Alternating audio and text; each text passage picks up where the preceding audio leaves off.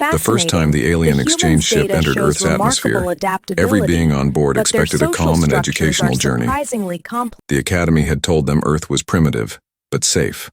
A minor blue planet filled with small creatures who barely managed space travel. The students came with their recorders ready, excited to observe what the Galactic Union called a developing biosphere. Their expectations began to shatter the moment their shuttle broke through the clouds. The sky was alive and violent. Air currents tore at the ship's wings. Bolts of lightning cut the sky open like scars of light. The craft shuddered so hard that one of the young aliens, a pale being named Viri, gripped the control chair with all four hands and screamed a prayer in her native tongue. The pilot, a human named Mara Khan, leaned into the storm with one hand steady on the stick. Her expression was calm, almost bored. She spoke through the intercom in that steady, measured tone that the aliens could not understand. It was not the words, but the confidence that silenced their panic. Below them stretched a restless ocean with waves as tall as buildings. The alien sensors flashed warnings red. They demanded to retreat, to rise back into orbit, but Mara only smiled slightly and said that this was just a bit of weather. To the aliens, this storm looked like the fury of a planet that hated life. To Mara, it was Tuesday. When the craft landed, the students were trembling. The landing pad was set on the edge of a cliff that overlooked gray-green water smashing against rock. Salt spray hit their faces and stung like acid. The air itself felt heavy and wet. One student fainted as soon as he stepped off the ramp. Mara caught him before he hit the ground and handed him to another crew member as if it were routine. The aliens tried to study their surroundings, scanning the area for signs of safety. But every reading screamed danger: unstable terrain, variable magnetic fields, high oxygen levels, microorganisms everywhere. They had been trained to believe that any one of these things could kill a member of their species. And yet the humans around them moved freely, laughing, arguing, adjusting gear, breathing deeply as though this chaos fed them. Mara led the group toward a hangar filled with strange machines. Helicopters roared on nearby pads, their blades whipping the air into gusts that could knock an alien off balance. Trucks with huge wheels moved crates in the rain.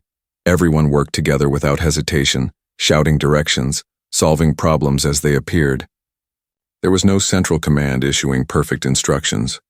It looked like disorder, but somehow the work flowed smoothly. The aliens recorded everything. They whispered among themselves that humans were irrational, operating without clear hierarchy, yet achieving coordination faster than any automated system they had ever seen. An older alien professor approached Mara and tried to compliment the efficiency of her team. She replied that this was just standard rescue procedure for a coastal storm, that Earth had thousands every year. The professor blinked slowly. Thousands. He repeated as though the word itself was impossible. That night, the students were given quarters in a research base built halfway into the cliff wall. The structure groaned and creaked under the wind, but Mara told them it was built to flex. As they ate, the aliens analyzed data on the planet's conditions. The numbers were alarming: gravity 1.0 G, atmospheric pressure dense, water almost everywhere, temperatures that shifted violently from desert heat to Arctic cold. Any other world with such extremes would have been labeled hostile and quarantined. But this world was filled with life. Not just life, but life thriving, spreading, adapting, even shaping the planet itself. When the storm intensified again, alarms blared. Instead of panic, humans rushed out carrying gear. The aliens followed in confusion. Mara shouted for them to stay close. They watched as humans tied cables to trucks, reinforced shelters, and climbed onto roofs to secure antennas. The rain fell in walls of silver. Visibility dropped to almost nothing, yet the humans moved confidently. The alien sensors stopped working after a nearby lightning strike. They froze, helpless. Mara saw their confusion and tossed a small paper map to the professor. Paper, she explained, worked even when the power failed. The aliens had never seen paper outside of museums. By dawn, the storm finally began to fade. The sky cleared to reveal a brilliant sun and endless sea. The base still stood. The humans were exhausted, but smiling, passing coffee cups and patting each other on the back. They had lost no one. The aliens reviewed their data in disbelief. Every environmental metric said the mission should have ended in disaster. Instead, the humans treated it as a minor inconvenience. Mara gathered them for a debriefing. She stood in front of the group, wind still tugging at her jacket, her voice calm but firm. She explained that Earth was unpredictable, and that survival here was not about perfection but about preparation and adaptability. She told them that humans did not wait for ideal conditions because ideal conditions never came. The aliens listened, unable to understand how a species could live with so much risk and still smile. Before leaving the room, Mara turned and looked at the group. Her tone softened just enough to make the words feel personal. "Welcome to Earth," she said. "The Deathworld. Keep your helmets on." In that moment, the alien students began to understand that this planet was not dangerous by accident. It was dangerous by design, and the humans who lived here were shaped by it in every breath they took. They were not reckless. They were forged by a world that demanded courage simply to exist, and for the first time the students realized that studying humanity might not be a safe academic exercise. It might be a test of survival. That realization stayed with them as they looked out at the roaring ocean, the sky still trembling with distant thunder. Earth was alive, unpredictable, and merciless. Yet somehow, its people called it home. And that was the first true lesson the alien students learned about the Deathworld. A classroom of storms. The alien students woke to a new kind of noise that morning, the roar of engines, the calls of humans working the crash of waves, and the shrill cry of seabirds that sliced through the cold air like music that did not know how to stop. Viri rubbed the sleep from her eyes and looked through the transparent wall of the cliffside base. The sun had risen bright and sharp, reflecting off the ocean like 1,000 tiny stars. She could not believe how quickly the humans had returned to normal after the storm. They were already moving machines, repairing damaged landing pads, and testing communication lines, as if last night's chaos had been nothing more than an unexpected gust of wind. The alien team followed their guide Mara Khan through the busy site while their instruments recorded temperature shifts, wind patterns, and microbe activity that would terrify their homeworld's health authorities. Yet Mara just smiled, told them to keep up, and explained that they were heading to the next phase of the field study, which would take them across the planet to observe what humans called natural disasters. Their first destination was Iceland, a place of cold mountains and fire that burned under the ground. The shuttle dropped them near a volcano observatory, where the earth steamed and rumbled like a living thing. The aliens wore full environmental suits, but the humans walked freely in thermal jackets and laughed at the heat rising from cracks in the rock. Mara introduced them to a volcanologist named Dr. Freya Anders, whose hands were rough and eyes bright with excitement. She explained how humans built sensors and shelters on the slopes of active volcanoes, knowing that one day the mountain would explode again. When Viri asked why anyone would live so close to destruction, Freya simply said that life without risk was not life at all. That answer made no sense to the aliens, but they wrote it down anyway as if it were a scientific law days.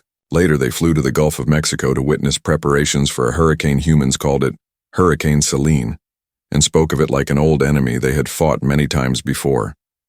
The alien students stood on the pier as massive ships carried out emergency drills. People tied boats together, filled sandbags, and secured windows. The air was thick and humid with a strange electric smell. The aliens measured the pressure and found it falling fast.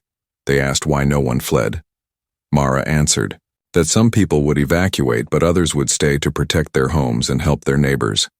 That word neighbors confused Keth, who came from a world where citizens rarely interacted outside official systems.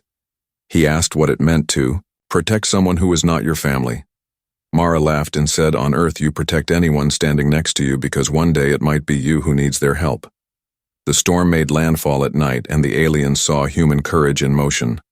Rescue. Crews moved through flooded streets, guiding people to higher ground using nothing but flashlights and rope. The alien drones they had brought along froze in the electromagnetic interference and refused to operate, but the humans improvised by using old radios and hand signals. In one neighborhood, an old woman stood in knee-deep water shouting orders to a crowd of strangers while organizing a chain to move supplies into a shelter. The aliens could not believe that civilians would lead themselves. Without central command yet, they watched this grandmother direct 20 people with perfect authority until everyone was safe. Mara said quietly that she reminded her of her own grandmother, and that humans had always survived storms like this because they refused to wait for. Because no sensor could measure what they were seeing. Courage was not data. It was something deeper. By dawn, the storm began to die. The clouds tore apart, revealing streaks of orange sunlight over the flooded streets. The city was battered but still alive. The clamps had held. The shelters had not collapsed. The humans were already organizing cleanup teams.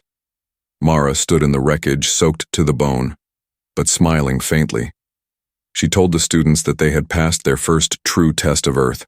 She said that if they still wanted to learn, they would now have to understand what came after disaster. The rebuilding, the grief, the renewal. The aliens nodded their heads, heavy with exhaustion, but full of a new kind of respect. They had seen strength, not in machines or weapons, but in hearts and hands and stubborn hope. As the sun rose higher, they realized that the name Deathworld was not an insult. It was a title earned through endurance and sacrifice. Earth killed the careless, but it also raised the brave. The students looked at Mara and silently promised themselves that they would learn everything they could about this impossible species that turned pain into wisdom and chaos into survival. They did not yet know that even harder lessons were waiting for them beyond the horizon, where new challenges would test both their minds and their souls. But they were ready to face them as students of the most dangerous and most extraordinary classroom in the galaxy, the classroom called Earth, the breaking point. When the alien students awoke the morning after the great storm, the city smelled of mud, salt, and smoke. The air was heavy, and the world seemed tired yet alive. The humans were already rebuilding, carrying debris away with bare hands, and stubborn Will Mara Khan moved among them with quiet focus, her uniform torn and streaked with dirt, but her eyes sharp and alive. The alien students helped where they could, holding lights, moving supplies, and studying how these people refused to stop even when half their homes were gone. They could not understand what drove a species to fight so hard for a planet that kept trying to kill them. The Academy sent another transmission, ordering immediate extraction and threatening to cancel the exchange program, but the students ignored it. Their sense of duty had changed. This was no longer a research trip. This was something deeper.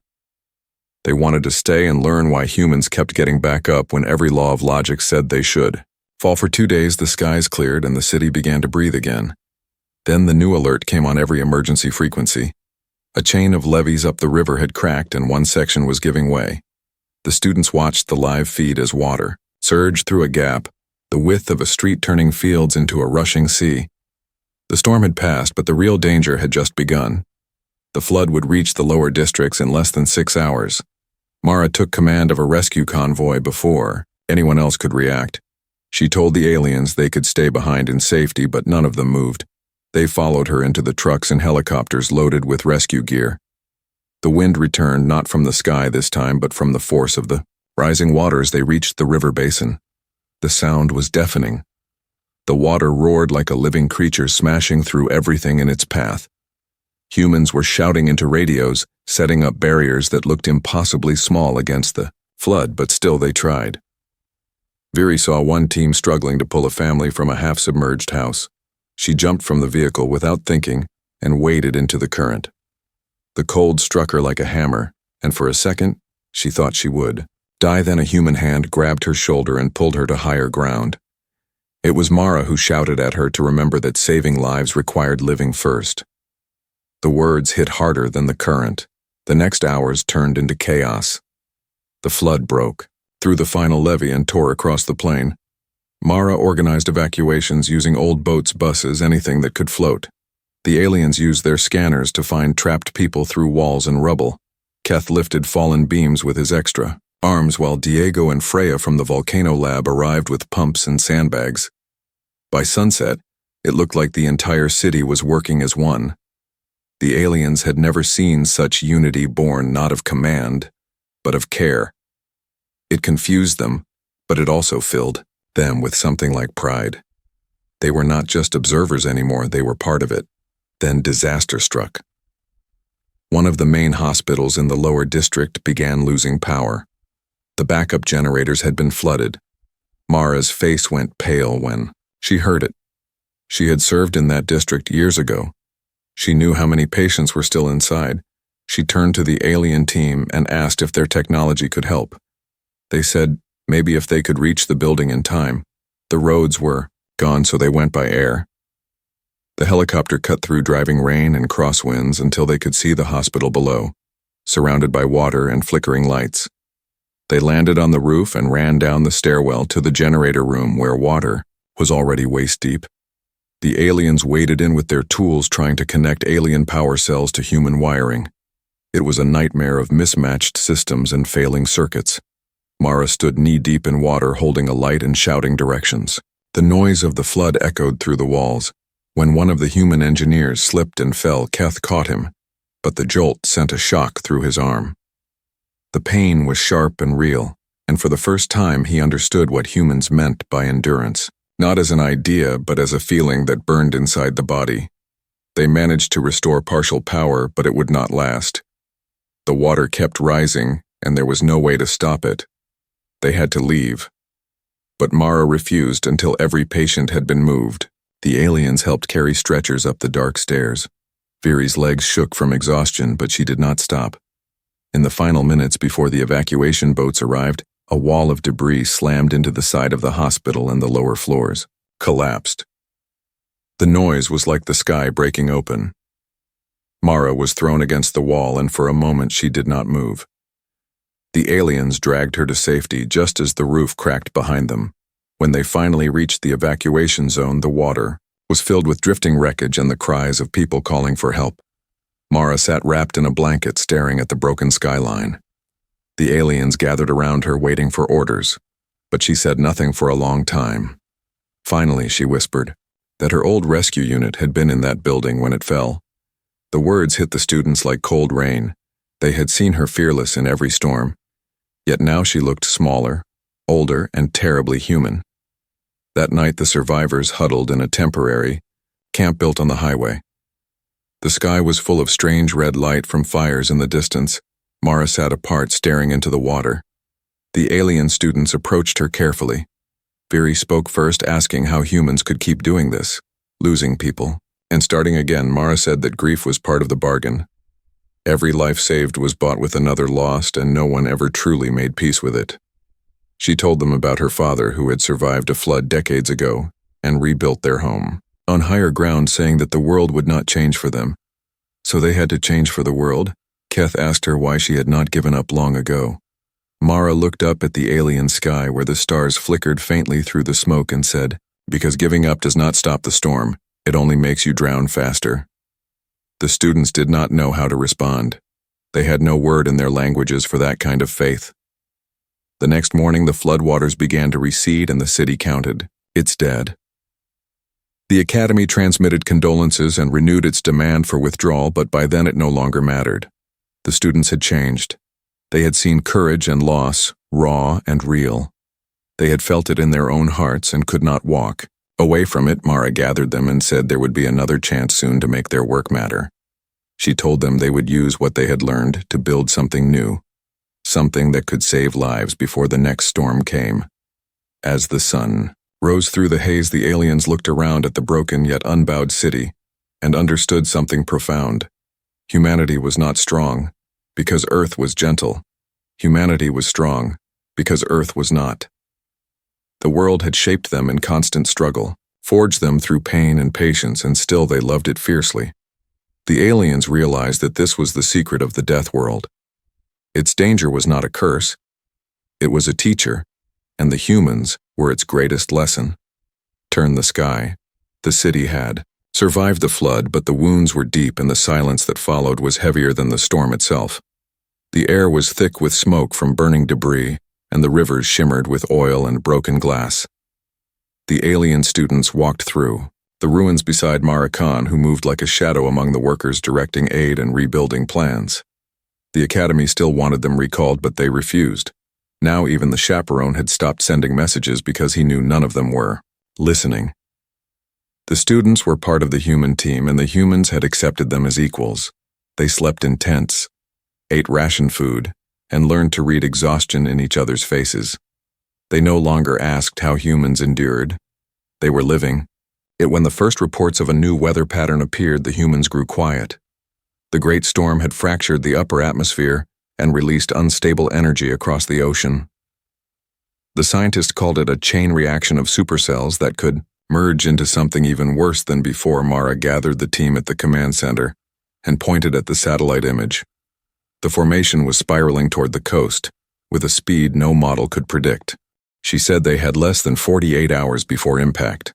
The city's defenses were gone and the power grid barely holding. Everyone looked at each other and no one spoke for a long time. Then Diego said, maybe they could try something no one had ever done before. They had the alien polymer clamps from the last disaster, they had human engineering, and they had nothing left to lose. The idea that came next was pure madness. The storm's energy could not be stopped, but perhaps it could be redirected. If they could lift tethered turbines high into the outer bands of the storm, they might draw enough charge to power microgrids and prevent total collapse. It was like trying to drain lightning with strings. Viri thought it was impossible. But Mara only said impossible was a word humans used before breakfast. The alien stared at her, then began sketching models anyway. Work started that night under a blood-red sunset. The students and humans stood together in the half-light welding, turbines from scrap metal connecting alien capacitors and human wiring. The old docks became launch zones where volunteers assembled reels of steel cable and weather balloons coated with heat-resistant film. The sound of hammers never stopped. The people of the city came to watch, bringing food tools and whatever they could offer. Someone played music from an old radio, and it mixed with the rhythm of work. Mara's voice carried above it all, giving orders and encouragement. The aliens noticed that she never told anyone what to feel, only what to do. By the second night, the storm winds had reached the outer districts. The first turbine balloon was ready. It stood on the pier like a silver beast shining in the floodlights. The cables ran back to portable batteries and the generators that powered the hospital. Mara stood with Viri and Keth checking connections. The sea was wild, the wind biting, but the humans smiled as they worked. They counted down from 10 and released the balloon. It shot upward, vanishing into the dark clouds. A flash of lightning illuminated the sky, and for a moment everyone held their breath. Then the meters began to climb. The turbine was spinning, the grid flickered alive. The hospital lights returned for the first time since the flood cheers echoed across the docks, but the celebration was short. A sudden gust ripped one of the cables loose. The turbine jerked sideways, dragging the reel toward the water. A volunteer slipped screaming as the cable whipped across the deck. Keth moved faster than thought, grabbing the man with two arms and slamming the brake lever with another. The cable snapped free and vanished into the sea. The turbine spun wildly, then stabilized higher up. The human man looked at Keth with tears in his eyes and whispered, "Thank you." The alien only nodded, feeling his heart's pounding with strange pride. Through the night they launched more turbines, each one rising into the storm like a defiant torch. Every few minutes lightning struck, but the network held. Their readings showed the storm's path bending slightly east away from the most vulnerable sectors. It was working, yet the load was immense. The main inverter unit began to smoke. The alien capacitors glowed dangerously. The team shouted warnings. Mara ran to the control unit with Diego, trying to bypass circuits before they melted. It was not enough. The surge ripped through the cables like a scream. The lights died again. The city went black. For a moment everything stopped, even the wind seemed to pause. Then Mara turned to the aliens and asked if there was any other power source left. Viri remembered the emergency batteries inside the wrecked escort craft and said, maybe if they were combined with human copper. Conductors, Mara told her to try. She and Diego led a team through the storm toward the crash site. The rain hit so hard it cut skin. The ground shook under their boots, but they kept moving. They found the wreck half buried in mud and tore open the storage bay. The batteries were intact, glowing faintly blue under the rain. They carried them back by hand, too heavy for drones. Back at the dock, the humans and aliens worked like one organism. The cables hissed with moisture. The machines trembled from overload, yet no one stopped. They built a makeshift surge buffer using the alien gel packs and human copper rods. It was ugly, uneven, and untested, but it was ready. Mara gave the signal to connect. The entire platform shook as the current roared. Through the turbines above blazed white in the clouds, and the hospital grid surged back online stronger than before. The storm screamed overhead, as if angry at being challenged, but the network held. The turbines began to pulse in sync, forming a vast web of energy that diverted the winds outward. The city's core remained stable while the storm burned itself out in the sea. The people on the rooftops watched as lightning spread like veins across the clouds, turning night into day for hours. The world glowed with fierce light until the rain finally softened and the wind fell away. When dawn broke, the turbines were still spinning slowly in calm air. The survivors stood together on the dock, their faces pale with exhaustion, but their eyes alive. The plan had worked beyond anyone's dreams. Mara leaned against the railing, breathing hard while the aliens gathered readings. They had not only saved the hospital, they had redirected the storm's entire path. Viri looked at Mara and said, softly, that no simulation could have predicted this result. Mara smiled and said that was because the plan was not born in a lab. It was born in desperation. As the morning sun rose over the calm ocean, the people began to cheer, not with wild joy, but with deep, quiet relief. The alien students looked at the humans around them and realized they had witnessed something sacred. Not the triumph of technology, but the triumph of will. They had seen a world fight back against chaos with nothing but courage and stubborn unity. They knew now why this planet was called a Deathworld. It killed the unprepared, but it also made heroes out of anyone willing to face it. Yet even as the city rejoiced, Mara's gaze drifted toward the horizon where dark clouds still lingered far out to sea. She knew Earth was never done testing its children. She told the students that this victory was only temporary, that survival here was not a single act, but a habit, one you had to keep practicing every day. The aliens nodded, feeling the truth of it settle deep in their minds. The storm had not just changed the city, it had changed them. They were no longer just visitors. They were apprentices of humanity, learning the art of defiance against a universe that never promised mercy, the human edge. When the sun rose on the day after the storm, the city looked like a battlefield and a miracle all at once.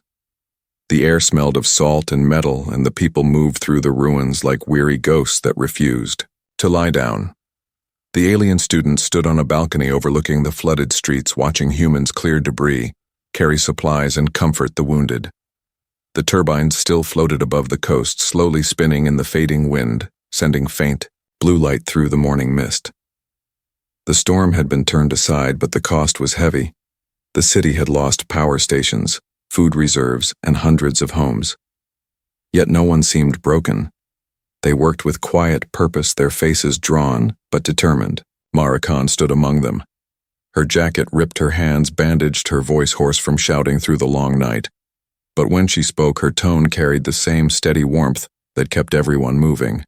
The Academy sent another transmission offering evacuation and commendations for surviving the field study, but the students ignored it completely. Their old purpose of observation had turned into something living. They no longer wanted to just record the human way of survival. They wanted to understand it, to make it part of themselves. Mara watched them talking with the local engineers and smiled, saying they were beginning to sound like rookies on their first rescue rotation. Not scholars from another world. Over the next days, the survivors built temporary bridges over flooded roads. The aliens used their advanced materials to seal cracks in the infrastructure and designed simple floating platforms that could carry heavy cargo. Humans adapted those designs overnight, improving them, with spare parts scavenged from destroyed vehicles. Every corner of the city became a workshop and every citizen a builder. It was messy, noisy, and unpredictable, but it worked. The aliens had never seen a society so disorganized yet so unstoppable. It seemed chaos was the secret ingredient of human resilience. While most of the city was rebuilding, the real challenge arrived from the orbiting weather network. The redirected storm energy had created new instability in the atmosphere, forming another cyclone out at sea. This one was smaller but faster and heading toward the northern districts where the population was still stranded. Mara looked at the data screens and said quietly that they were running out of time. The humans had resources, stretched thin, the defense barriers still broken and the turbines nearly drained. The aliens suggested an orbital evacuation, but the local governor refused, saying that Earth did not abandon its people, and neither would she. Mara turned to the students and said that if they were going to face another storm, they would have to find a new way, not to fight harder but to think sharper. That was when Viri proposed something bold. The previous storm had shown that humans could shape weather patterns through energy redirection. What if instead of just defending, they could guide the next storm into the ocean using precise timing of turbine discharges and heat venting from industrial zones? It would require perfect coordination across land, sea, and air, and the risk of catastrophic feedback was high. But the idea captured the spirit of the humans around her. Diego immediately began mapping trajectories. Freya volunteered to recalibrate the volcanic sensors as early warning systems, and Keth designed a network of signal relays using alien tech and human drones. It was a plan born of desperation and brilliance. Mara nodded slowly and said, "This was the human edge. Not strength, not numbers, but imagination sharpened by fear and hope." The next 30 hours were a blur of preparation. Helicopters ferried equipment while boats carried fuel through flooded canals. The aliens coordinated with human crews, teaching them how to adjust the alien capacitors and calibrate the energy bursts. The workers were exhausted, but their eyes burned with resolve. Children painted messages on the side of supply trucks, words like, "Hold fast," and "We rise again." Mara slept for only an hour, sitting against a wall, clutching her radio. When she woke, she checked every line, every map, every turbine connection. Her voice carried through every channel, giving orders calm and clear, reminding people that survival was something they made with their own hands. As the cyclone approached, the sky turned a strange green color. The wind came first sharp and cold, cutting through the ruins. The turbines were lifted again into position, their lights glowing faint blue through the clouds. The plan was to activate them in sequence, creating an energy corridor that would pull the storm toward the open sea. But one mistake could send it back over the city. The first gusts hit and rain began to fall in sheets. Mara called for the sequence to begin. The turbines hummed and spun faster. The control boards flashed with energy readings higher than predicted. The air itself seemed to vibrate. The aliens monitored the flow with their instruments, shouting adjustments. The humans moved between stations, soaked to the bone yet fearless. Halfway through the sequence, one of the turbines failed, the cable snapping under the force. The entire grid threatened to destabilize. Diego yelled that they were losing synchronization. Mara did not hesitate. She ordered Keth and Viri to manually trigger the backup relay using the alien gel packs as an improvised battery. The two aliens sprinted through the storm, lightning crackling overhead, water rising to their knees. They reached the relay tower just as the main unit overloaded. Keith ripped the insulation free and jammed the alien pack into the conduit. The energy blast threw them both backward into the mud. For a moment they thought they had failed. Then the sky above them flared white. The turbines locked back into rhythm. The storm shifted direction. From the command post, Mara watched the live feed. The cyclone's path was curving eastward out toward the ocean. She felt a flicker of hope, but she knew they were not done yet. They had to hold the sequence for another hour until the pattern stabilized. The turbines roared, the relays sparked, and the humans at every station held their ground. Some prayed, some sang, others just gritted their teeth and worked.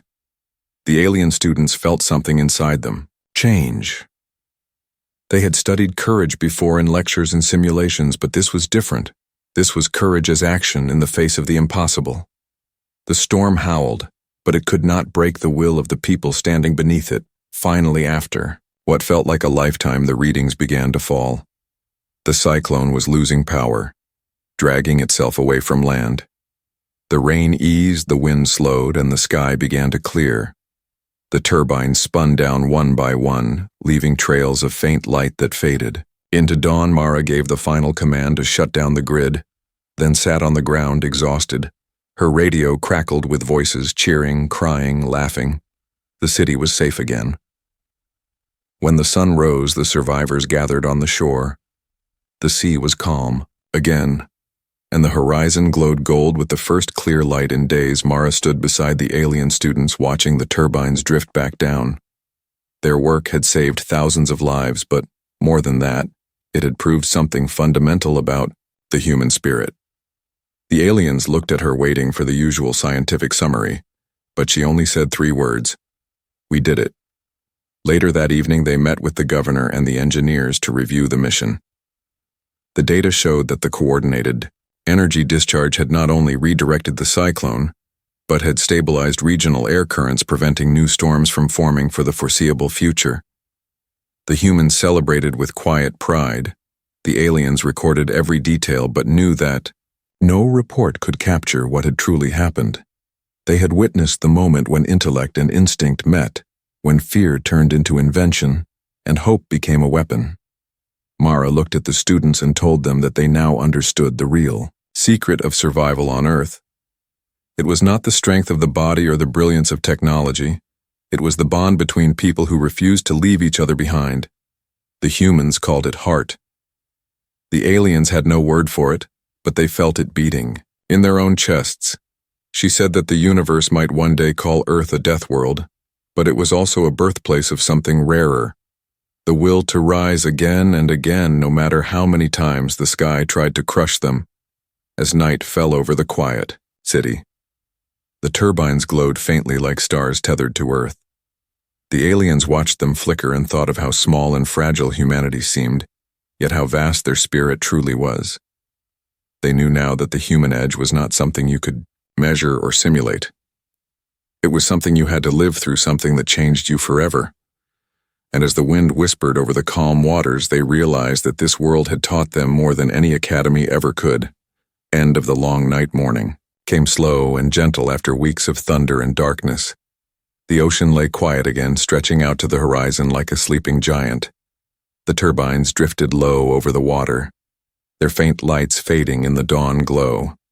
The air smelled clean for the first time in days, and the city below breathed with it. The alien students stood side by side on the high platform, watching the sunlight rise through the mist and fall across the rooftops of a city that refused to die. Humanity had survived, again not through power or protection but through will. They could see it everywhere in the faces of people sweeping streets, mending cables, carrying food to strangers, and rebuilding walls without orders or fear. The humans did not wait for perfection. They started where they stood. Mara Khan walked among them without her usual uniform. She had burned it in the night, a quiet ritual for those lost in the storm. She wore simple clothes now, a worker's jacket and a tool belt on her hip. Her voice was soft but carried across the platform when she spoke to the gathered crews, saying that today was not about victory, but about memory. She thanked them for what they had done and reminded them that storms would come again, that Earth never gave mercy for long. But she smiled when she said it, and her smile felt like sunrise itself. The alien students stood a few steps behind her, silent but proud. They had seen what she meant.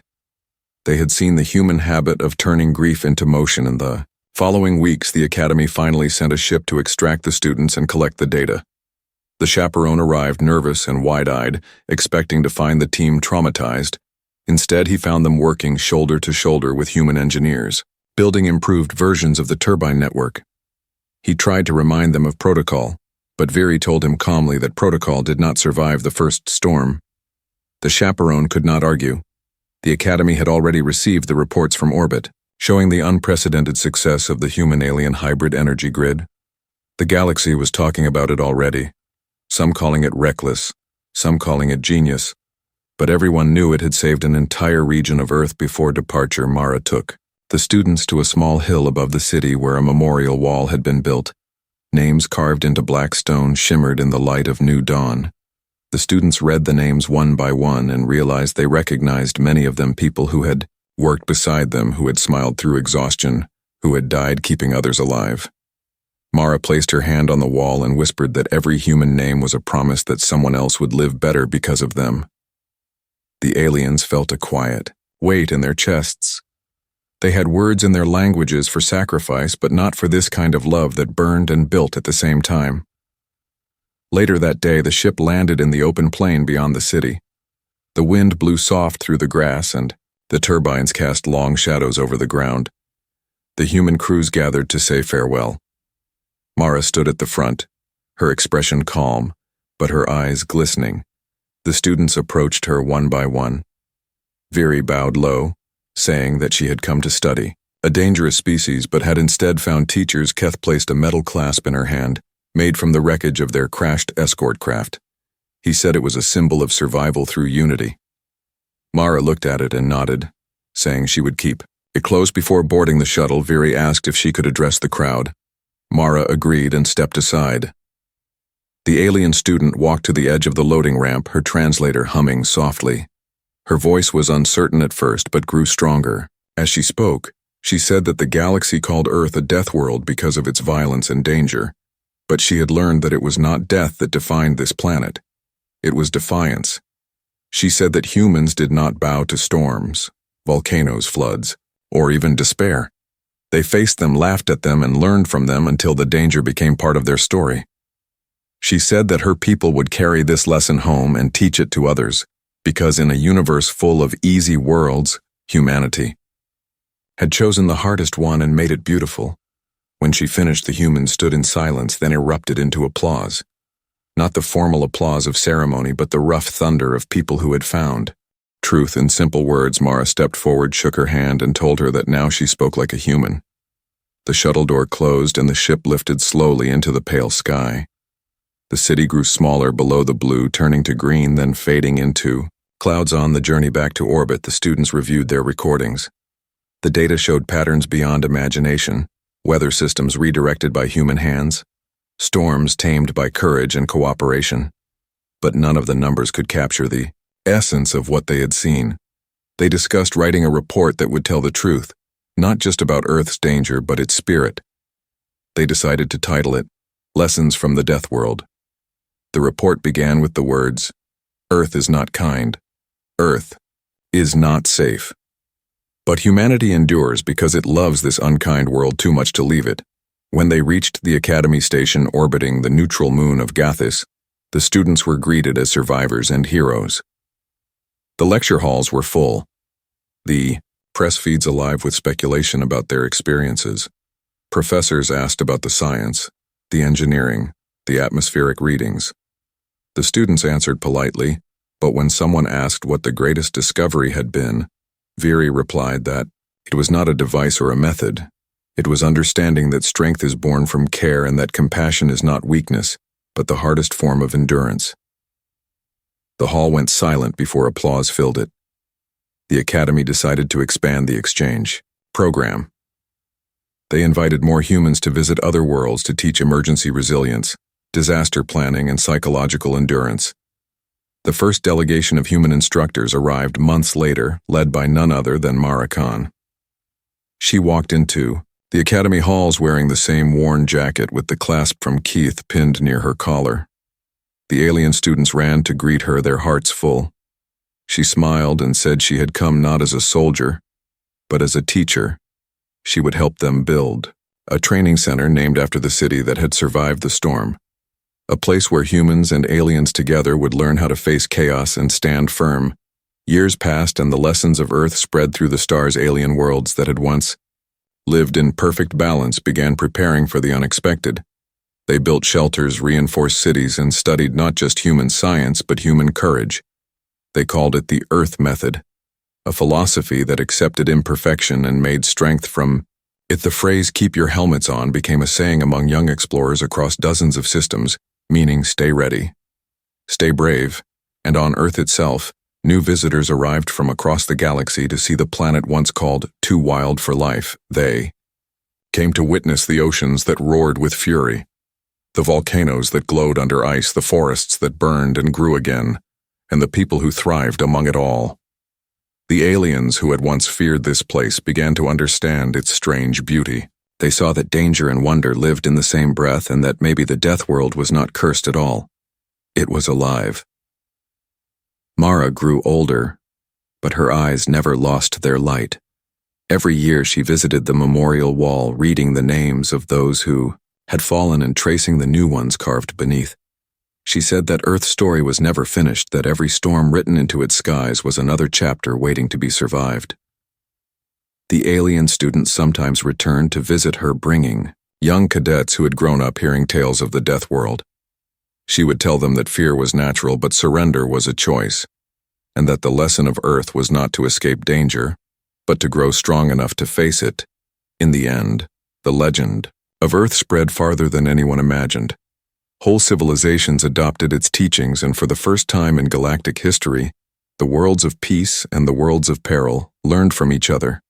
They learned that survival was not about isolation, but about connection between species, between hearts, between hope and hard reality. The Deathworld had become a teacher for the stars and humanity, its living voice. And as the blue planet turned slowly under the light of its sun, it stood as a reminder to all who looked upon it that even in a universe filled with fear, there existed one world that refused to bow, one species that met every storm with open eyes and steady hands. The humans who lived on that world did not seek safety. They sought meaning, and through every trial they found it again and again, until the galaxy itself began to whisper their story and call it the tale of the Deathworld that taught life to endure.